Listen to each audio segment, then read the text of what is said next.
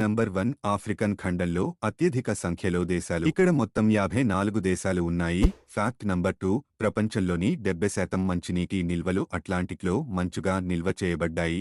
Fact number 3 ప్రపంచ జనాభాలో దాదాపు 60% మంది ఆసియా ఖండంలో నివసిస్తున్నారు. ఫ్యాక్ట్ నంబర్ 4 నైలు నది ప్రపంచంలోనే అతి పొడవైన నది.